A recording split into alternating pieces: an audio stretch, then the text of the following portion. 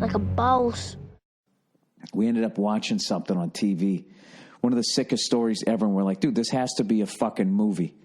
The megastar, who was Benjamin Button, then Moneyball's Billy Beane, is now interested in playing none other than Jimmy Keene. And, of course, in the end, they said that they were going to turn it into a movie. It was basically about this guy, right? It was this fucking show about serial killers. So, of course, we're going to watch it. In 1993, Jesse was a high school sophomore devoted to home and family. Jessie was really very much of a homebody, so one bike ride up the road and back, she was done. So we're watching this thing about fucking serial killers, and the whole time they're talking about this drug dealer kid. And we're like, how the fuck does this... And they keep showing this serial killer guy.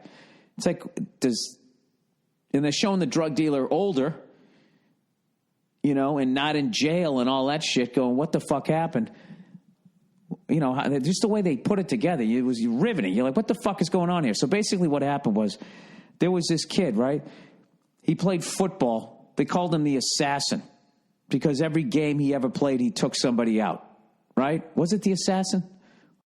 I heard they called you the assassin in football. That was a good thing, I take it. Yes. Was that Jack Tatum? Now I forget. It was something like assassin. So... he fucking, and just movie star good looks, all right? And he's the star of the football team. All the women loved him. I mean, this guy was just like, he looked like a movie star and his life was a movie. So his big Achilles heel was he didn't have money. And he wanted to keep up with the rich kids, so he started dealing drugs, and he ended up being really good at it. And by the time he was like 20 years old...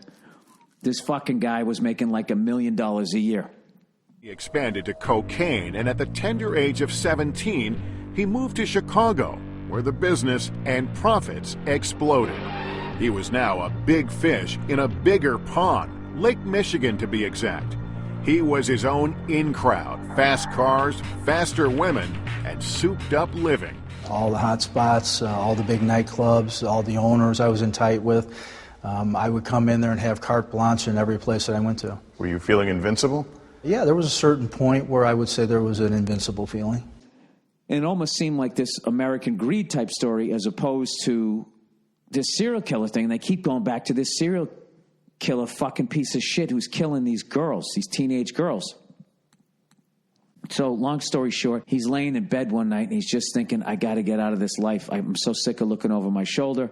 I can't do this anymore. How am I going to get out of this? But he's addicted to the money. He's addicted to the life and all of that type of stuff. And he hears this rattling on the door. And I'm thinking, oh, fuck, it's the serial killer. And he obviously fought the guy and won. What the fuck happens, right? All of a sudden, the door fucking... boom, the whole door just blew off the hinges and came flying into the house.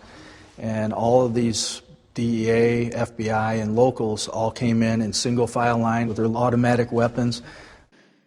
Was that alcohol, tobacco, firearms? I don't know what the fuck it is. So anyways, they fucking come, FDA, Food Drug Administration, the Chicago Transit Authority, I don't know what the fuck it is. Whatever the fuck that thing is, they come fucking blasting through the door, run up, a bunch of guys with the fucking miner helmets on, with the fucking Uzis from a Steven Seagal movie. Go, get on the ground, if you fucking look at me, I'll blow your fucking head off. And the whole thing was over. And he disgraced his family name. Did your pop know what you were doing? Did he suspect? He didn't suspect it until much, much later. Jimmy grew up in the shadow of his father, Big Jim, a giant of a man who was a cop, fireman, and hero to his son. He was my best friend. Yeah, he was my backbone in pretty much everything I did. And they never said it, but I imagine they probably took his fucking pictures down off of the high school and all of that type of shit. Did some OJ shit, right? Take all his trophies and all that fucking shit. So it's over, right? So then he's sitting in jail, and they try to get him to flip. And this is just some fucking kid from the suburbs, right? So I'm thinking, well, he's out. He must have ratted somebody out. So he doesn't rat anybody out. He's like, I'm not telling on anybody. So then they're like, all right, well, fuck you. So now you're not going to help us out. We're going to fucking give you, the full extent of the law. We're going to prosecute you. So they gave him 10 years. The guy gets 10 years. And in court, Beaumont showed Keene no mercy. He was coming at you on all fours, though, wasn't he? Oh, God. He was a bulldog. Jimmy was convicted and slapped with a 10-year sentence. He's in like a minimum security because, he didn't really have any violent past or anything. He was just getting people addicted to drugs. That's all he was doing. So his dad is devastated and all that shit, and he goes to jail. And meanwhile, this serial killer guy's out there killing these girls.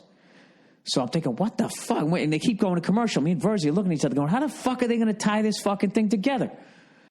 The baseball kid comes with bat and 6 balls. Assembly required. New from Ohio Art. Long story short, they ended up catching the serial killer guy. I forget how he fucked up, but they ended up catching him in one of those things where you seem relieved and all of that type of shit. And but he had this thing where he wouldn't admit to all of them, and if you came at him, he would just clam up and wouldn't say shit. He denied confessing to any killing, including Jesse's and Trisha's. What's more, he claimed it was all a misunderstanding about disturbing dreams he had. So he ends up going to jail for either 1 or 2 murders for life. He's never fucking getting out. So meanwhile, there's all these parents whose daughters were killed by this guy and they don't know where they are, and all they just want is the body. They want fucking closure. And these parents are just tortured by this fucking thing, all right? So they're trying to figure out, because he won't talk to them, he won't tell them anything.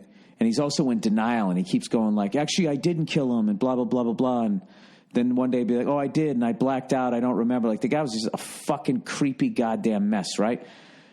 So they end up coming up with this idea that they need a charismatic person to talk to this, to befriend this serial killer, gain the guy's trust, and maybe he'll tell him where the bodies are and that type of shit. So they go to this fucking dude, Captain America, the football player, the movie star looking guy who fucked his whole life up because he got involved in drugs, right? And they approach him to go from his minimum security to go into a maximum security prison with his murderers, rapists, animals, fucking maniacs, right? And, to go in there, and they said, if you get this information out, we'll take your sentence and we'll just wipe out the rest of it. We'll set you free. He'd already done 3-4 years. And he came up with an outside-the-box scheme to get Hall, which would risk the life of that charismatic convict he had just put away for dealing drugs, Jimmy Keene. What happens when I've got to deal with all these crazy killers and stuff? What if I get shanked? What if I get killed? Am I going to survive this? So meanwhile, Captain America's dad had a series of strokes, and was basically going to die. And he had to go see him. It's like a fucking movie. So he goes, all right, fuck it. I'll do it. We pried through the window to each other and we talked for a while, and he didn't even know about the offer. Nobody knew about it. Jimmy now realized that he had a one-time only opportunity to fix the mess he'd made for himself and get out while his dad was still alive. But I want it in writing that you're definitely going to let me go. So they say, yeah. So they go, all right. He goes, here. They go, here's the deal. We don't want you to approach him for at least 6 months because he's very cagey, and if you fucking, come at the guy the wrong way, he just fucking walls himself off, and that's it. All right? So this kid he goes in, he goes, fine, cool, and he walks in there. He's like, I don't have 6 months. My dad's going to die. All he wanted was to get in and out with Trisha's location and as fast as possible. Within the first 2 first 2 hours, he goes into the fucking jail, and he fucking, on purpose, accidentally bumps into the guy. I was waiting with my tray, and I look over, and there he is, 20, 25 feet away from me, sitting there all by himself. It felt like a magnet was compelling me to come to him.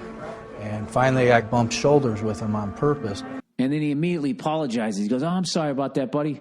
I didn't see you standing there. Hey, he goes, I'm new here. Do you know where the library is? And the guy tells him where the library is, and he goes, thanks, man. And he said something to the effect of, yeah, you're a good guy. Gives him a little slap on the shoulder. That's it. And goes to the fucking library. And they set it up where his cell was right across the hall from the other guy. And he says to him, he goes, hey, man, he runs into him again. Hey, where you staying? Blah, blah. He goes, oh, that's crazy, man. You want him right across. And he says, oh, it's good to be with a good guy like you, blah, blah, blah. Right across from each other. And he goes, so then fucking the serial killer guy one day he goes, hey, you want to get lunch with me and my friends? And at this point, me and Verzi were fucking laughing our balls off, going like, this kind of social shit happens in prison? Like, hey, some friends of mine, gonna have some other murderers and serial killers. We're gonna get some, maybe get some, a frap and a fucking rap or something. You want to come down? Just kind of hang out. I'll meet you down in the commissary, right? You always think it's all just getting shanked and trying not to get raped, right?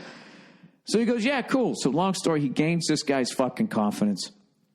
And one time he actually goes in and he sees the guy. He's got a map with all these red dots on it and all that shit. And as I came up from behind him, he had all these little different statues lined up, 10, 15 of them maybe. And I couldn't tell what they were at first. And as I got closer, I noticed he had a big map laid out. And he dove on that map and folded that thing up really fast and slid it off to the side of the table. And I go, what are these things anyway? He says, they're these little falcons. He's trying to get to it and blah, blah, blah. So the guy starts opening up and he finally ends up telling him this fucking stories of all the women that he killed and all of that shit. And sort of kind of mentioned, he gave him like sort of enough information about where the bodies were. And the Captain America guy kind of fucked up because once he got the information, he thought he had enough information to find all the bodies and get himself out of prison, and he just couldn't. Oh, wait, I forgot the best part. I'm sorry. This is going to be like a Tarantino movie. Now we're going to jump backwards. Another way he gained the guy's confidence was one day they were sitting in the TV room watching TV. He's sitting next to this guy, and this big fucking giant dude just gets up and turns the channel without talking to anybody. And as he turns the channel, the serial killer, who was like a meek little guy, and he just kind of went, he just sort of said out loud to nobody, he was like, hey, I was watching that. That's not right. I was watching that. Like, powerlessly, really fucking weird psycho thing. And the fucking Captain America dude walked up to the big dude and knocked him out. Just beat the guy's ass, hit him with an uppercut, fucking forearm shiver, and just sent this guy flying through some chairs. And then they stuck him in the hole. That's what happened. And then when he fucking comes out, tell me this doesn't sound like a fuck. I almost don't even believe it. So that's when he gained the guy's confidence. That's when the dude told him. And the second he tells him, this dude, Captain America, couldn't hold it in anymore. And he goes, dude, you know what? You're a sick fucking piece of shit, blah, blah, blah, and flipped out on him. Then you got a little full of yourself, didn't you? I did. That I thought it was good for me to unload on him and tell him what I really thought of him and who he really was. I said, I'm going to be going home tomorrow, Larry. And I said, you're a crazy killer. And I started calling him everything you can think of. And then the serial killer just backed up and he goes, who sent you? And he goes, so-and-so sent you, right? And he named the prosecutor. And then he just fucking disappeared. And the map disappeared too. So then it's like they didn't get the map. So there was a thing, we don't know where the fucking bodies still are, blah, blah, blah, blah, blah. But you got him to admit to these fucking murders. So we know that the women are at least dead, blah, blah. Basically, in the end, he did enough where he got out. And the whole time we were watching this fucking thing, we were just going like, this is a fucking movie. Now, I guarantee you when they do the fucking movie, they don't even need to add any mustard to it. But I guarantee you in the movie, he won't flip out in the end.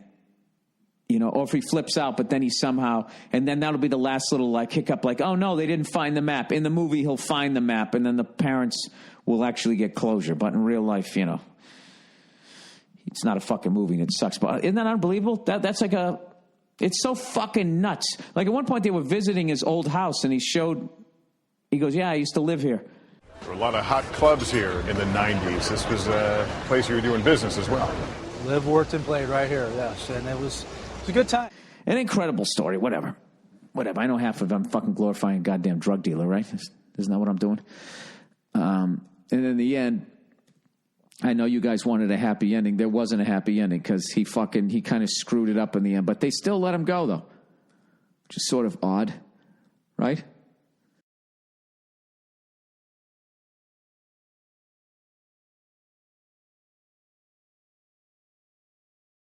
But they're furious he blew his cover before finding their daughter. Why would you have been so close? Yes. And then give it up like you did? I try not to dwell on that at all because it eats at me, and it's very hard to deal with that he was that close.